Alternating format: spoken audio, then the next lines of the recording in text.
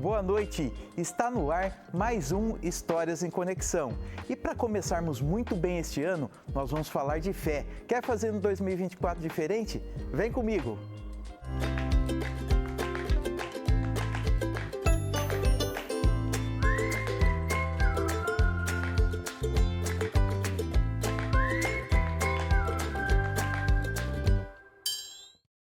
No início do ano, tem muita gente que faz listas de objetivos, alguns comem determinados alimentos porque dizem que traz sorte. Mas nós sabemos que é em Deus que mora a nossa proteção, a nossa saúde e até mesmo a chamada sorte, que as pessoas tanto procuram. Para esse início de ano de 2024, eu tenho a alegria de receber ele, que é filho do seu Salvador e da dona Margarida. É um dos padres muito queridos da nossa região de Campinas. Seja muito bem-vindo, Padre Caio. Obrigado pela participação, por aceitar o nosso convite. Boa noite. Boa noite, Rafa. Eu estou muito contente de estar aqui para conversarmos sobre assuntos tão importantes da nossa fé, da nossa vida, da nossa existência aqui. Padre, nós estamos iniciando o ano de 2024, e nós gostaríamos de saber um pouquinho da vida do senhor. O senhor é natural aqui da região, né? Sim, eu nasci na cidade de Montemor. Eu estava conversando antes de começar a entrevista, né? Se eu era de Montemor, eu falei assim, eu sou de Montemor, mas tecnicamente eu nasci na Santa Bárbara, porque meu pai era produtor de cana e ele tinha um convênio com a usina para usar a maternidade de Santa Bárbara. Mas eu sou criado, crescido na zona rural. Só nasceu na maternidade e já foi para Montemor. Isso, meus irmãos nasceram em Montemor, na maternidade de Montemor, mas na época meu pai tinha um convênio e eu fui crescido. Eu sou montemorense, um pouco com sotaque de Piracicaba, porque o povo caipira daquela região, mas foi naquela região que eu aprendi a ter fé, recebi os valores, o trabalho desde cedo, a dignidade, o respeito aos pais. Meu pai sempre pedia para mim, né, exigia, né, pedir pensa pro tio, pensa tia, pensa pai, pensa mãe. Me levantava, fazia com que eu acordasse às 3 horas da manhã para ajudá-lo a tirar leite. Então, minha primeira profissão foi leiteiro. Leiteiro. Até meu pai falava assim, eu vou dar um presente para você. Que bom, pai, que presente? Um balde. Um balde para eu tirar leite das vacas. Isso com quantos anos, padre, o senhor começou? 7, 8 anos. Já estava a gente na já lida. ia lá trabalhar, assim, mesmo, criança, né? Então, a gente até trabalhava brincando, né? Trabalhava morrendo de sono, mas a gente ia lá. Era uma diversão, mas ao mesmo tempo ajudava e aprendendo, né, com o pai, né, padre? Sim, sim. Minha família sempre foi muito próxima uma da outra, né? Nós éramos uma família tradicional, né, de Montemor. Minha família veio com Dom João para o Brasil, era coronéis, né, capitães, ganharam uma Seis-Maria também. E lá, a Seis-Maria é bem grande, né, que ia de Jundiaí até Piracicaba. Mas aí, conforme foi crescendo e passando o tempo, cada um ia ficando com um pedaço de terra. E naquela região, né, entre Montemor, Santa Bárbara, Sumaré, estava a minha família, né? Então, estavam os meus tios, os tios do meu pai. Então, nós crescemos tudo junto. Então, a família toda se desenvolveu ali. Era sítio, padre? Tudo sítio. São pequenos sítios. E tinha uma capela central, né? A padroeira da minha região era Santa Isabel, a igrejinha que a gente frequentava. Mais perto tinha também a capela do Cruzeiro, né? A Nossa Senhora da Candelária. E tinha uma escolinha, né? Onde nós éramos educados. Então a gente foi criado um ambiente rural, bem rústico, mas com muito respeito. Eu acho que essa criação rústica, sempre trabalhando, sempre respeitando, sempre rezando. Eu lembro que sempre tinha as missões dos redentoristas e a gente fazia o rezo do terço com os empregados, nos ranjos. Os valores o senhor teve desde a infância, então. Sim, sim, a fé, o amor, a presença materna, familiar, foi muito forte. Meus pais são muito religiosos. Meu pai estudou aqui no liceu, ele fez o ensino fundamental no liceu. Minha mãe sempre foi uma pessoa muito de fé. Ela sempre católica. Católica, né? Minha mãe é descendente dos açorianos. Minha mãe é uma pessoa bem quieta, lacônica, mas sempre, porque os açorianos, a ilha de Açores, em Portugal, eles são bem reservados, tá? Mas é uma pessoa com muita sabedoria, com muita serenidade, com muita fé. O sacerdócio despertou em que momento, senhor? Olha, eu lembro que era uma tradição da minha família. Todo sábado à tarde ir para a missa. A gente sempre ia na missa.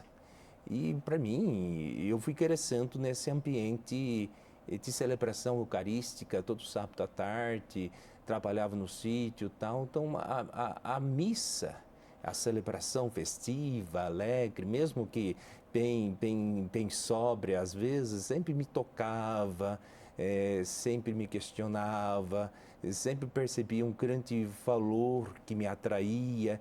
Então, quando completei lá para os 17, 18 anos, eu já queria, eu sentia que eu era diferente dos meus irmãos. Eu me questionava, tinha outros questionamentos, outras ansiedades que não correspondia mais à vida do sítio. Apesar que até hoje eu falo, né? Eu sou da roça, eu sei fazer as coisas da roça, eu sei dirigir trator, eu sei faxinar o gado, eu sei laçar o... Se precisar voltar para a roça, sim, hoje está pronto. Não tem problema. Eu acho que aquilo que eu aprendi, nunca esqueci. Mas essa vida já não me saciava, não correspondia. Apesar que hoje, quando eu volto e eu ajudo meus irmãos, pego o trator, vou pegar carga, ajudo eles ainda hoje. Quando eu estou de férias, eu faço tudo, me sinto bem, mas naquela época da juventude, a gente tem muitas ansiedades, questionamentos, né? Eu me perguntava, né? Quem eu sou, para que eu existo, sabe? Aquelas perguntas filosóficas. Eu fazia essas perguntas sem saber que eram perguntas filosóficas. E aí eu fui sentindo, né? O grande valor da fé, da religião em minha vida, na minha existência. Então eu fui descobrindo que Deus me chama. Então, quando a gente fala que Deus me chama, é uma metáfora, claro, não é que eu escutei uma voz, sim, mas que foi um processo longo de se escutar, de descobrir quem é você e descobrir que a presença de Deus ocupa um espaço muito grande e que preenche um vazio muito grande. E que então eu me sentia atraído para me atirar no braço de Deus, né? Um pouquinho aqueles questionamentos de Santo Agostinho, né? No livro das Confissões, né? Criaste-nos para ti, Senhor, e inquieto está o nosso coração até que repouse novamente em ti. Então acho que nós temos uma sede de Deus, nós buscamos Deus. Nós buscamos o infinito, o eterno, né, dentro da gente mesmo. E é uma alegria muito grande quando a gente descobre a presença do eterno dentro de nós mesmos, né? Santo Agostinho costuma falar que Deus é a alma da minha alma, né? Deus é a intimidade mais profunda que existe em nós. E o senhor, quando descobriu o chamado para o sacerdócio, como é que foi essa comunicação? O senhor já falou desde o primeiro momento que o senhor desejou, o senhor comunicou aos pais? Como é que foi isso? Assim, foi difícil, mas também não foi tão difícil. Por ser uma família muito tradicional de Montemor, por ter uma raiz profunda religiosa, porque até meu pai foi posto no liceu para ser padre. Meu avô queria que o filho mais novo, que um dos filhos fosse padre. Então, colocou meu tio, um pouquinho mais velho, meu pai, hoje é o Pio XII, o Colégio Pio XII da Arquidiocese, mas antigamente era o diocesano, e não deu certo. Aí colocou meu pai nos salesianos para estudar, também não deu certo, graças a Deus, né? Se o meu pai fosse padre, eu não estaria aqui. Então, meu pai tem um sentimento religioso, ele tinha todos aqueles livros que ele lia de Dom Bosco, então ele tinha todo aquele material. Bem, mas eu tinha uma raiz católica, minhas famílias, e eu tinha mais 3 primos que entraram no seminário. Também não deu certo. Então, eu era o último, o primo mais novo da família do meu pai, né? Eu era o caçula, né? Acho que antes de mim, depois de mim, só tem uma prima, mas eu era o último primo. Meu pai sempre foi um homem atleta, rígido. Então, quando eu falei que ia ser padre, ele desacreditou. Eu já tinha muita dificuldade de aprender as coisas, de estudar, porque naquela época eu era uma criança desinteressada, não sabia o que queria, então não ia muito bem na escola. Mas quando a gente descobre a vocação, quando a gente descobre um objetivo na vida, parece que a gente é capaz de ordenar, orientar toda a nossa energia para aquilo que nós queremos atingir. Mas meu pai no começo não aceitou muito bem, pensava que eu queria fugir do trabalho da roça. Entendi. Mas por fim ele foi percebendo que eu fui perseverando, eu fui caminhando por minhas próprias pernas, que ele não ia me segurar naquele lugar, no sítio. Então, depois, aos poucos, ele foi se entregando, foi cedendo, foi mudando de ideia, de opinião. E o seu avô era vivo? Não. Meu avô faleceu um ano depois que eu nasci. Até meu pai conta uma história assim, que meu avô faleceu aqui em Campinas, lá hoje que é o Hospital Vera Cruz, e meu pai passou a noite com ele, né? Então cada filho ficava uma noite com o vô. Então quando eu tinha bastante tios, né? 12 tios, então meu pai ficou lá uma noite, a noite que ele faleceu, e a última a última pergunta, a última coisa que meu avô falou, perguntou de mim: eu, Caio, como tá, né? Então, para meu pai, assim, sempre interpretou como: foi o último desejo do meu avô de ter um neto padre. E ficou assim, uma lenta, uma ideia que era a última vontade do meu avô ter um neto padre, e por fim, o último neto dele se tornou padre. E o senhor se espelhou em alguém para ser padre? Olha, alguns padres me marcaram profundamente, padres trabalhadores, simples, humildes, junto ao povo. Eu posso citar o padre que já é falecido, o padre Benedito Malvestite. Foi um padre que marcou minha vida, um padre que era um homem inteligente, foi muito importante no Clero de Campinas. Ele foi coordenador pastoral, reitor de seminário. Então sempre teve essa figura do padre Benedito Malvestite, e também ele teve a mesma origem. Um homem do campo, eu acho que ele nasceu em Artur Nogueira, Conchal. Conchal, na cidade de Conchal. E também quando eu estava no seminário, eu acompanhei, ele acabou falecendo antes de eu me tornar padre. É um padre, assim, é um homem simples, mas que também soube orientar toda a sua energia, toda a sua existência para a vida sacerdotal. E o senhor fez onde, padre, o seminário? Eu fiz aqui Aqui mesmo. na Arquidiocese de Campinas. Toda a minha formação foi no período do Dom Gilberto. Dom Gilberto renunciou em 2004, 2005 já assumiu o Dom Bruno, então fiz toda a formação da filosofia, do propedêutico. O propedêutico era em Pedreira. Depois eu entrei na filosofia, vim para Campinas, fiz toda a formação do seminário maior em Campinas. O Dom Gilberto me deu as ordens menores, quer dizer, o acolitato e o leitorato. E o Dom Bruno, que chegou em 2005, né? Ele que me ordenou diácono e padre nesse período. Que legal, padre. Parabéns aí pelo trabalho. Quantas paróquias o senhor já administrou? Eu acredito que seja 4. A gente começa lá embaixo, né? Lá embaixo, assim, a coisa mais fácil, mais simples, até o mais complexo, né? Então, eu comecei em uma paróquia rural, que era a paróquia de Elias Fausto, a paróquia de São José, foi minha primeira paróquia. Eu fiquei como administrador, um período de transição, né? E depois eu fiquei 7 anos no Jardim Amanta, na paróquia de Santa Luzia. Até há pouco tempo foi o dia de Santa Luzia, encontrei os meus antigos paroquianos.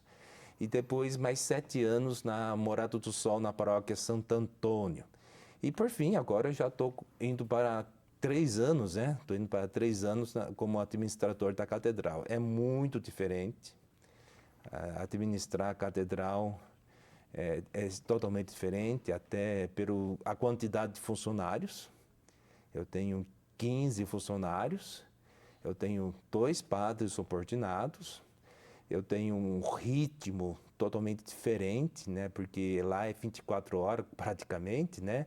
São 4 missas diárias, são 5 horas de confissão e toda aquela complexidade que o senhor já conhece, né? Sim. Que catedral não é fácil.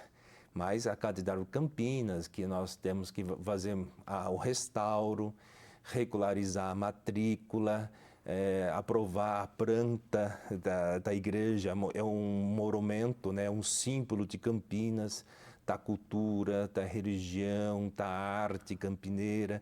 Então, eu tenho uma grande responsabilidade. Ou seja, não é somente ser pastor, né? Não. Mas é administrar toda uma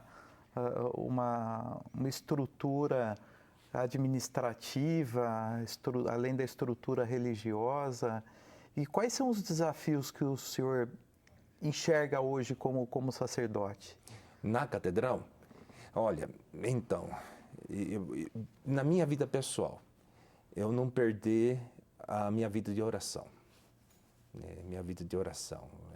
Se eu, como pessoa, assim, eu não deixar de rezar o terço, de fazer o meu momento de adoração diante do sacrário, porque às vezes a gente tem tanto problema com os funcionários, tem tanto problema em pagar as contas, porque eu tenho que pagar as contas, então eu estou tocando os projetos do restauro, então eu pago um combinado lá com a equipe, né, 180 mil, eu parcelei isso em 10 vezes, eu estou pagando os engenheiros, que a gente está regularizando o corpo de bombeiro e eu tenho que ter dinheiro. Então, eu sei que o povo que passa no centro de Campinas é um povo pobre, mas generoso.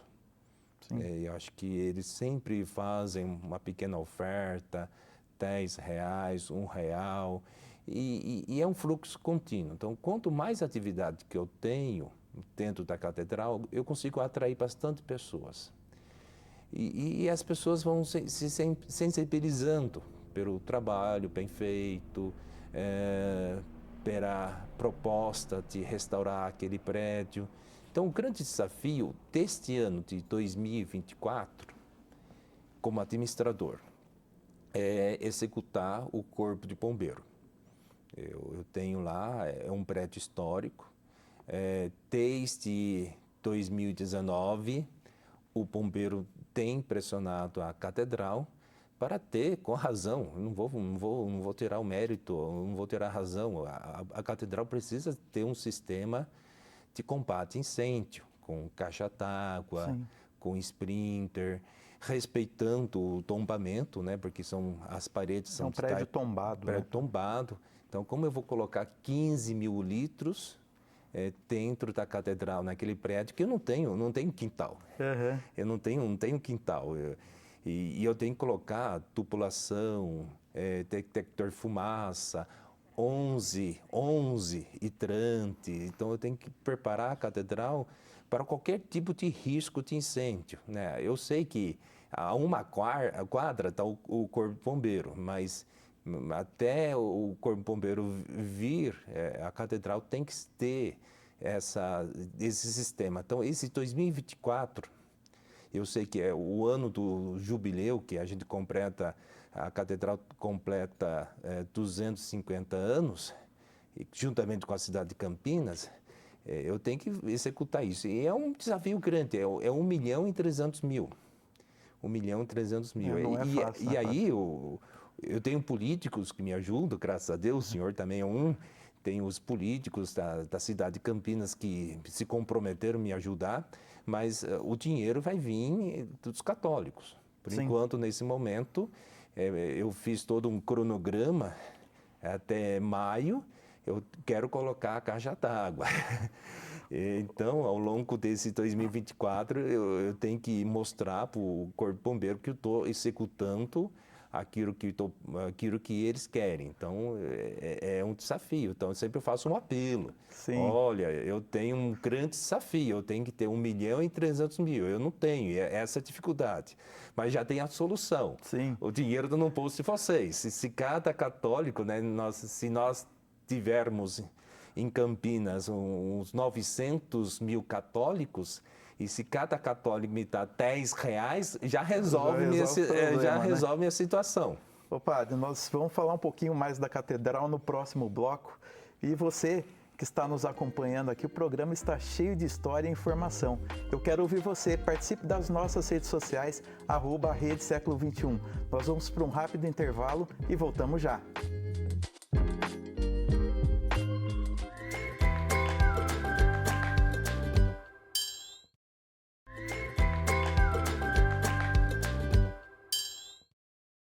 Estamos de volta com Histórias em Conexão e hoje falando com o padre Caio Augusto, ele que administra a catedral, e nós estávamos falando, né, padre, um pouquinho desses desafios do restauro da catedral.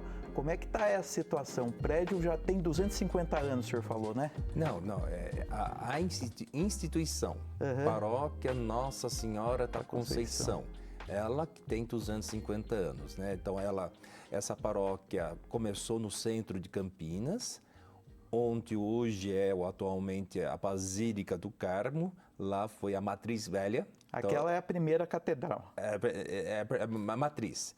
É a Matriz Velha, é a primeira igreja de Campinas, que não é mais a arquitetura daquela época, né?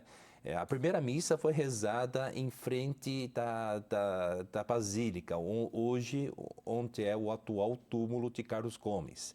Lá, os campineiros construíram uma igrejinha improvisada, os bandeirantes que passavam aqui construíram uma igrejinha baixa, coberta de sapé, bem estreitinha. Foi lá onde foi rezada a primeira missa.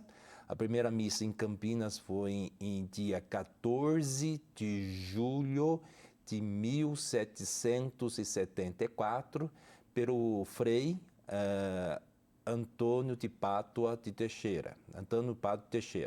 Esse foi o primeiro padre. Depois, os campineiros terminaram de construir a Matriz Velha, que foi até uma igreja que foi o Francisco Barreto Leme, que construiu aquela igreja de taipa de pilão. O estilo da primeira igreja era o barroco paulista. Então, quando a gente passa lá, a gente vê uma igreja gótica, a Basílica do Carmo. Então, a primeira igreja que foi construída já não existe mais, que ela foi demolida em 1920 para construir a nova igreja, porque tinha assim, cada padre que passava queria fazer uma coisa... Ia deixando uma história. Uma história, então não tinha um projeto arquitetônico.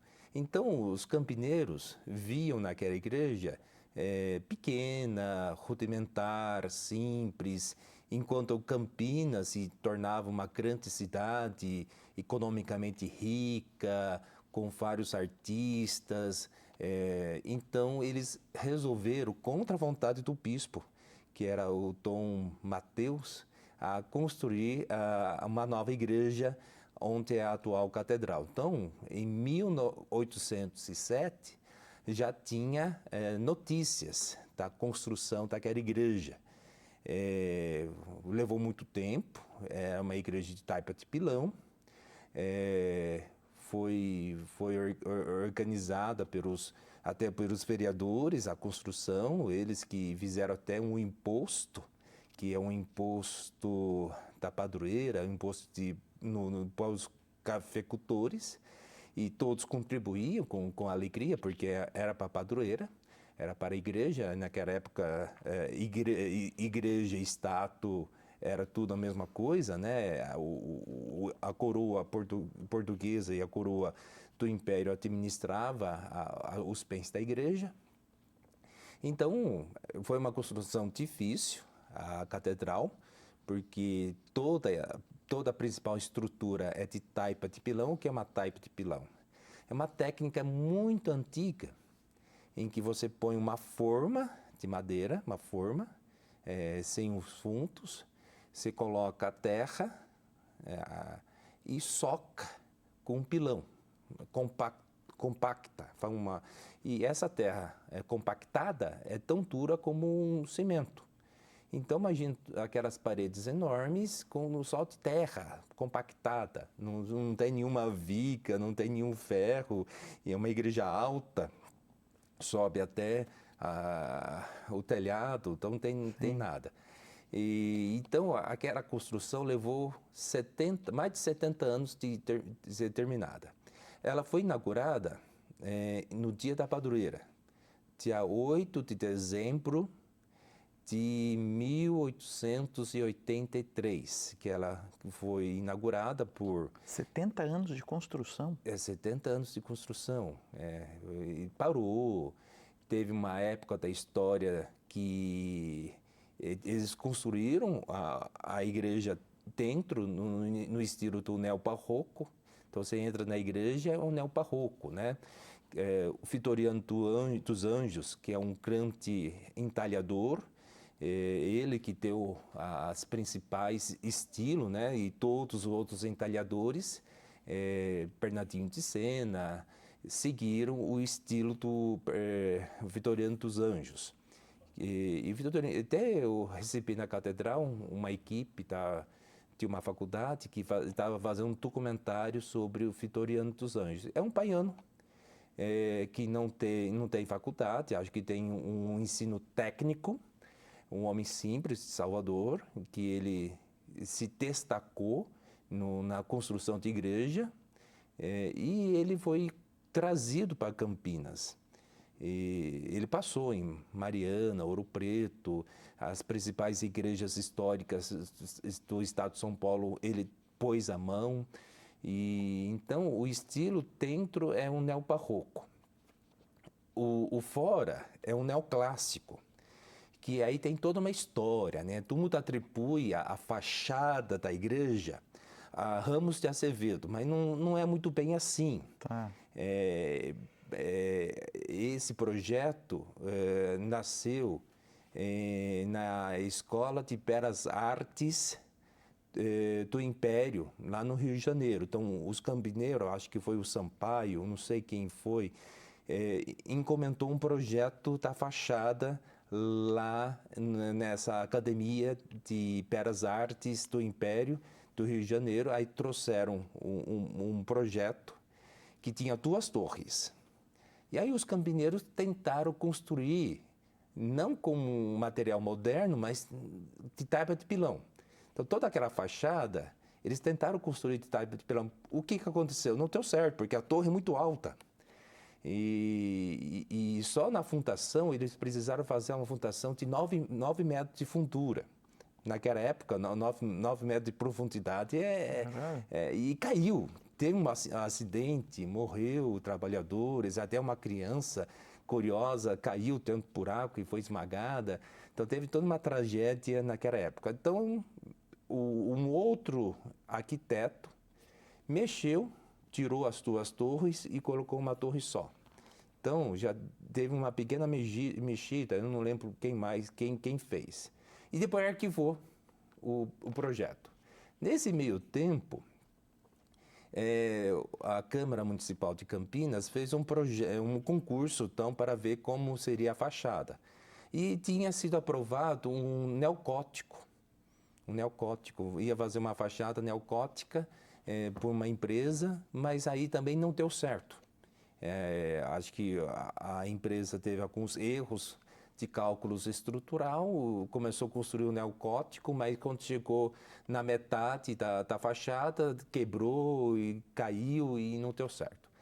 E aí, então, Cristoforo Bonini, um italiano que veio com a colônia italiana para o Brasil, começou, então, pegou o antigo projeto, já modificado, também modificou algumas coisas e construiu a fachada. Acho que quase a totalidade da fachada foi executado por Cristoforo Bonini. Só que a gente sabe, né, como é difícil a política em Campinas. E Cristoforo Bonini, ele era partidário dos italianos. Então ele ia nas fazendas de café para ver a condição, os contratos de seus conterrâneos. E aí ele pegava lá, olha, mas peraí, vocês estão ficando prejuízo, os fazendeiros estão passando a perna em vocês. E aí gerava uma certa revolta dos fazendeiros. Aí tinha o Barão de Indaiatuba. Tá. E o Barão de Indaiatuba pegou uma bronca muito grande do Bonini, do Cristóvão Bonini. E ele assumiu a construção da catedral. E quando ele assumiu a construção, mandou embora. O Cristóvão mandou embora não, mas não renovou o contrato. Contrato com ele. Não renovou, não. Eu não quero você aqui, você me dá muito problema. E aí trouxe Ramos de Azevedo.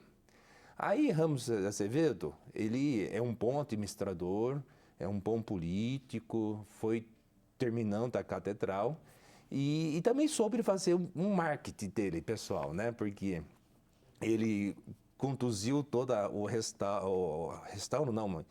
término da fachada para dia 8 de dezembro, o dia do aniversário dele.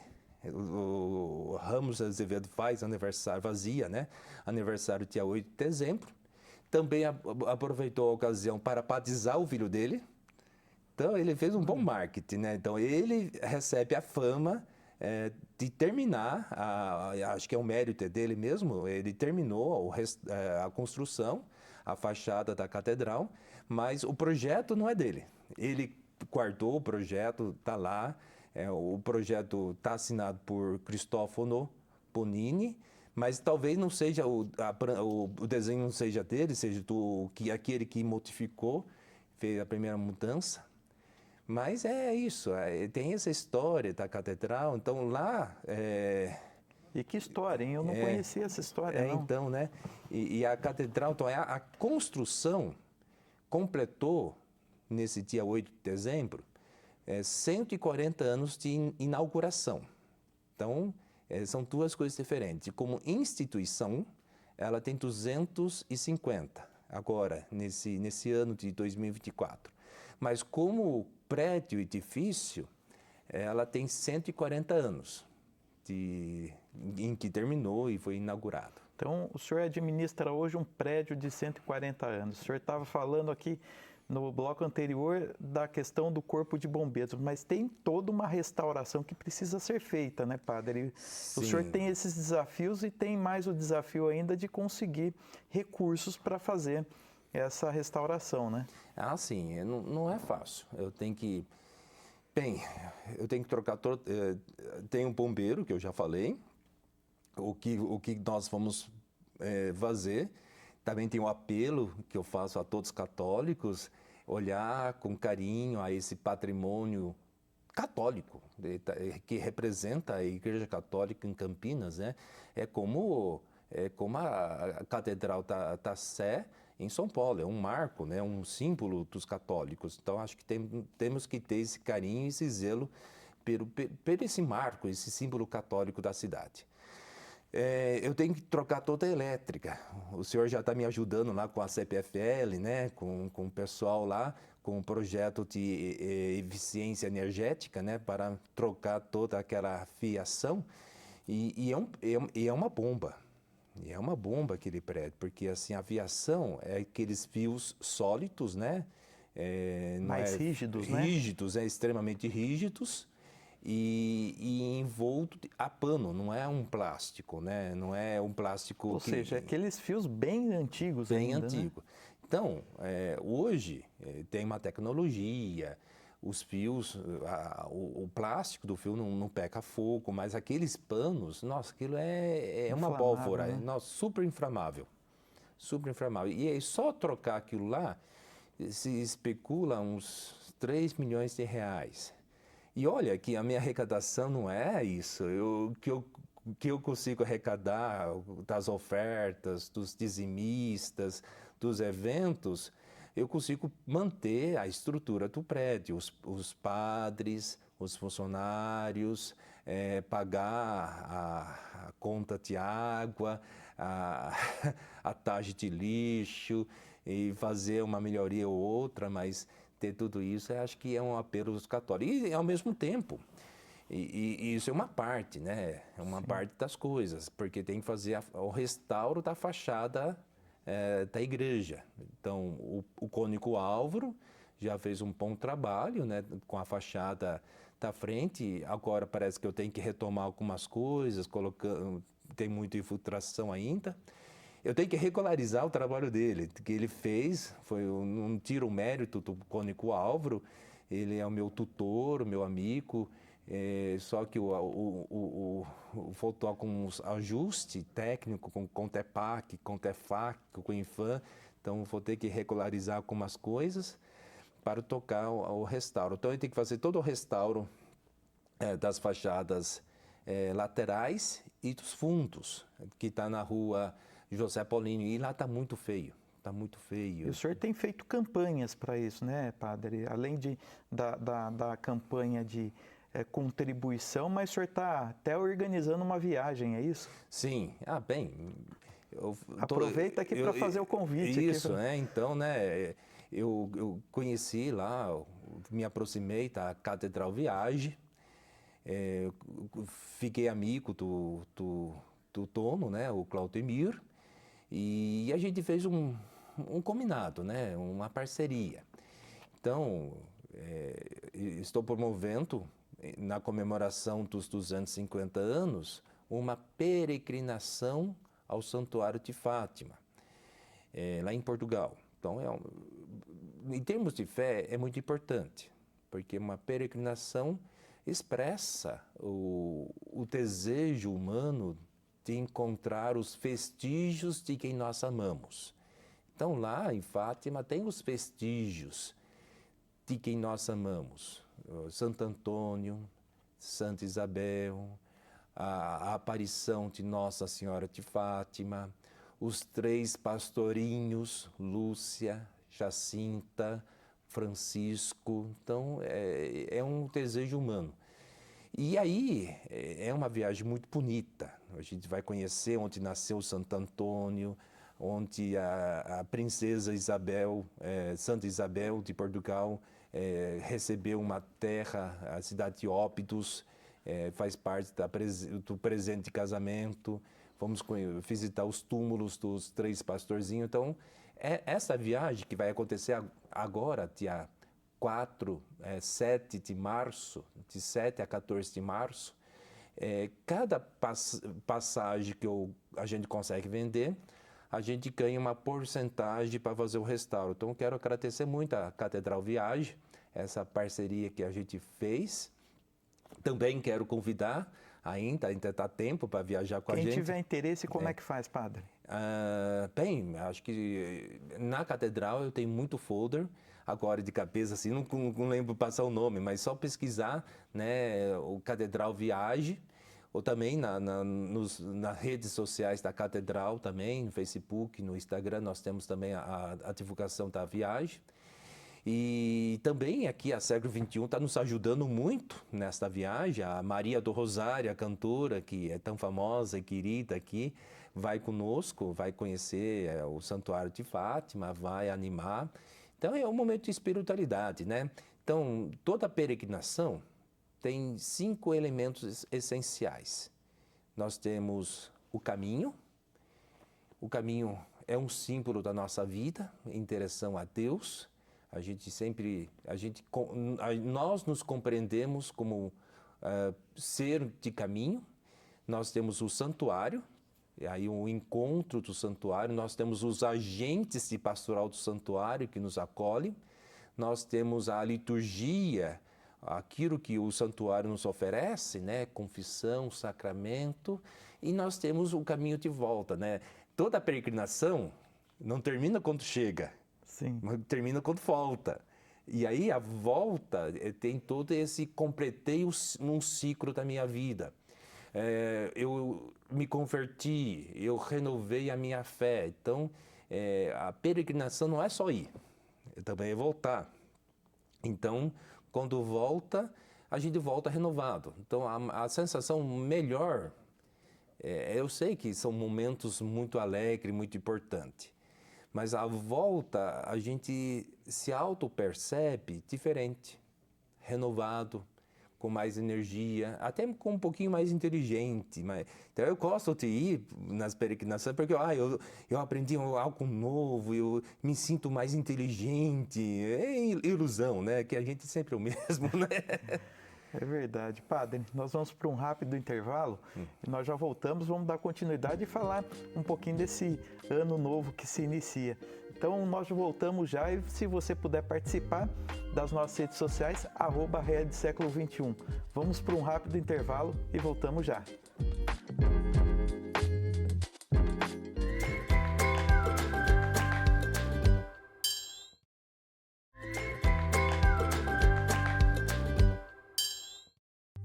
Estamos de volta com Histórias em Conexão e hoje recebendo o Padre Caio Augusto.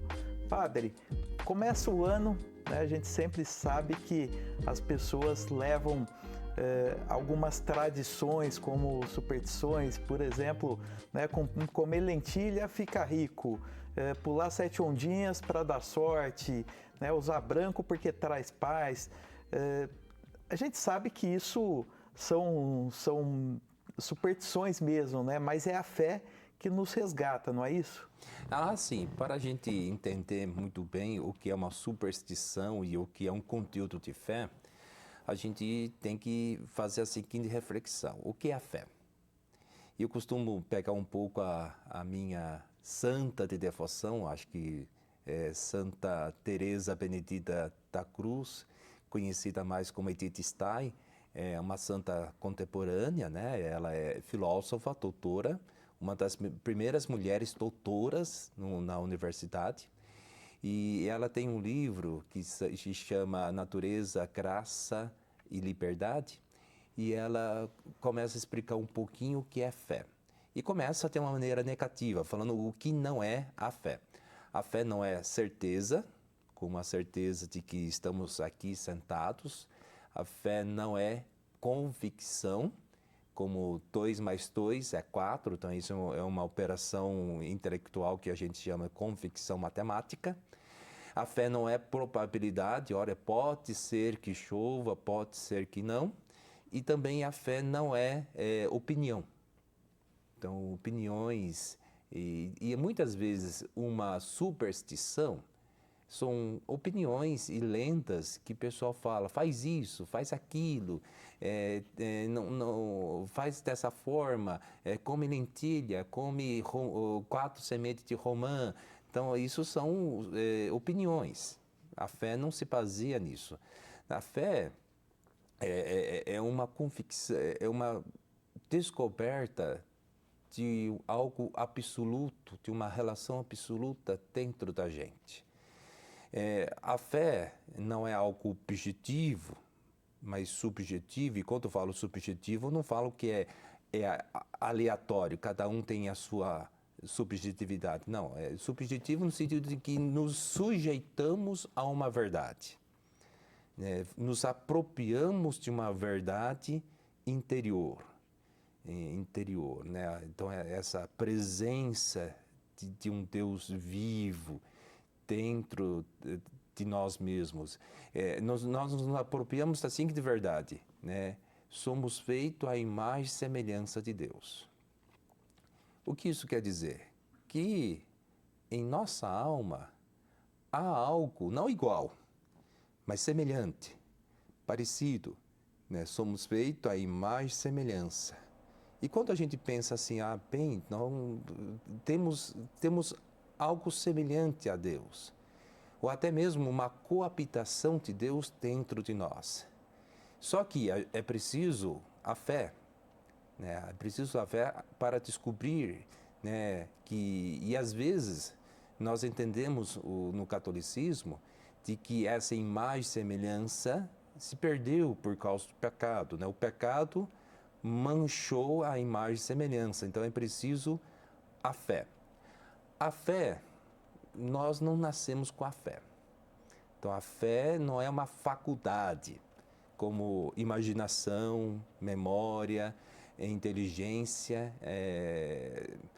São Tomás de Aquino vai dizer que a fé é uma virtude teologal. Virtude porque nós adquirimos. É como a justiça, por praticar sempre a justiça, você fica justo. Praticar sempre a honestidade, você é um homem honesto. Praticar sempre a coragem, você é um homem corajoso. Então, é uma virtude teologal. É teologal porque é causada pela graça. Então, tem a graça santificante. A graça que é uma coisa que Deus nos dá. É um dom, é a graça que Deus nos dá para santificar. Então, nessa graça santificante, nós vamos conhecendo a presença de Deus revelada para nós pela pessoa de Jesus. Então, isso é fé. É quando nós entendemos o mistério de Deus em nossa vida, e não superstição. Então, quando a gente fala superstição, a gente está falando aquilo que não é fé. Sim. A fé não é superstição, não é opinião que as pessoas vêm falar para a gente fazer. Não, a fé é se sujeitar a uma verdade interior, né? E esse sujeitar, essa verdade interior já nos é dada pela graça de Deus. Pela graça de Deus que nos dá a graça. Então é interessante, né? A fé é causada pela graça santificante de Deus. Amém. E aí a gente vai se habituando, né? A entender, a fazer as leituras espirituais, a participar da igreja, das celebrações. Também a gente pode ter aumento dessa graça pela participação dos sacramentos, da confissão, da Eucaristia, do crisma, até mesmo do casamento, da ordem. Nós vamos crescendo nessa graça que nos santifica. O padre, aproveitando isso que o senhor está falando, nós temos algumas perguntas que o pessoal de casa fez para a gente. Então, vamos ler as perguntas juntos aqui. Ó. Marta Ribas, boa noite, Rafa, sua bênção, Padre Caio. O ano de 2023 foi muito difícil para mim e entro em 2024 com a expectativa de que seja melhor. O que podemos fazer quando parece que tudo dá sempre errado? Eu tenho esperança, mas nem sempre é fácil. Ela mesma acho que já respondeu a pergunta dela, né? Eu estou falando das virtudes teologais e são três, né? Fé, caridade e esperança. Esperança é uma das virtudes teologais, que também é causada pela graça santificante, né? Deus nos dá a esperança para que as dificuldades da vida não nos impeça ou não nos desanime de superar essas dificuldades, né? A gente acabou de celebrar o Natal, né? A gente teve um período bonito que é do Advento, e esse Advento alimenta em nós a esperança, principalmente pelos profetas, pela leitura dos profetas, né? Principalmente o profeta Isaías, que é um profeta que incute, coloca em nosso coração a esperança de superar as dificuldades. Às vezes a leitura do profeta é tão poética, cheia de esperança, né? Retrata a pessoa humana como um verme, mas que esse verme, o povo de Deus como verme que tem que superar as montanhas. E isso acontece por meio da esperança, né? Deus está conosco. Ora, ter a presença e o auxílio de Deus não quer dizer que não passaremos por dificuldades. Sim. Acho que é bonito ver a Marta tem essa consciência, né, de que ser cristão não é ter uma vida fácil. Até a história do cristianismo é marcado muito por perseguição, por calúnias, por prisões, por martírios.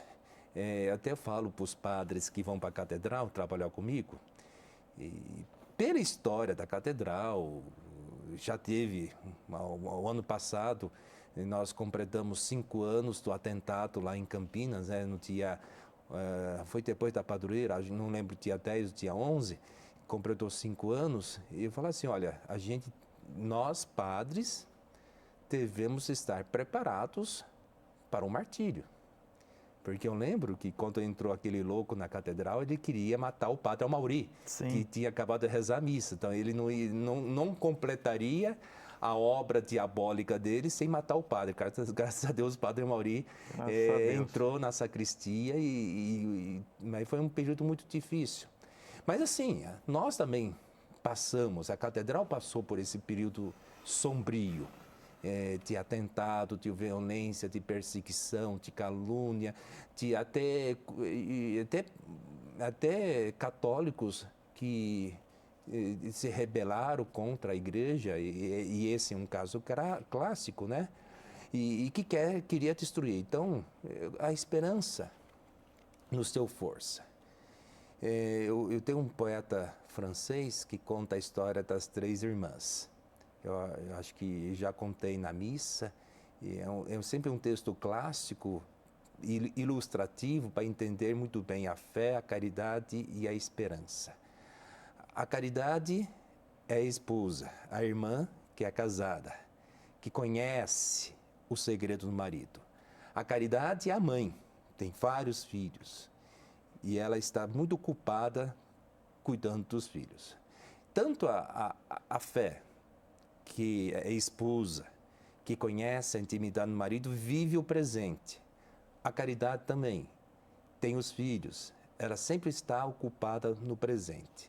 Mas a esperança é a mais nova, a solteira, a menininha.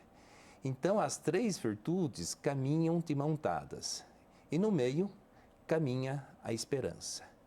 Todo mundo pensa que é as mais velhas que conduz a esperança, mas não, é a mais nova. A esperança que puxa a fé e que puxa a caridade para o futuro. Então, dificuldade a gente tem.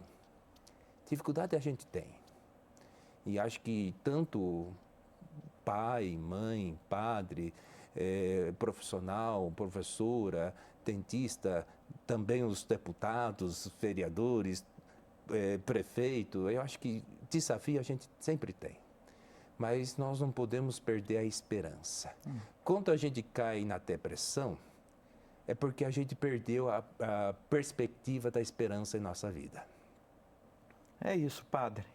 Infelizmente, o nosso tempo está acabando, mas o senhor já deixou aqui uma mensagem de incentivo, né, de fé e de esperança a todas as pessoas aqui que estão nos assistindo. A gente filosofou aqui, legal, né? E eu quero agradecer ao senhor, né? Que Deus abençoe muito o trabalho do senhor, que o senhor continue levando o Evangelho aí para todas as pessoas. Obrigado, viu, Padre? Eu que agradeço, Rafa, por tudo. Que Deus abençoe também a todos que nos assistiram. Agradeço, Padre, agradeço você que está nos assistindo e lembre-se que toda segunda-feira nós temos um encontro marcado aqui no Século XXI, Histórias em Conexão. Desejo a você, a toda a sua família, um feliz ano novo, que Deus abençoe. Muito obrigado.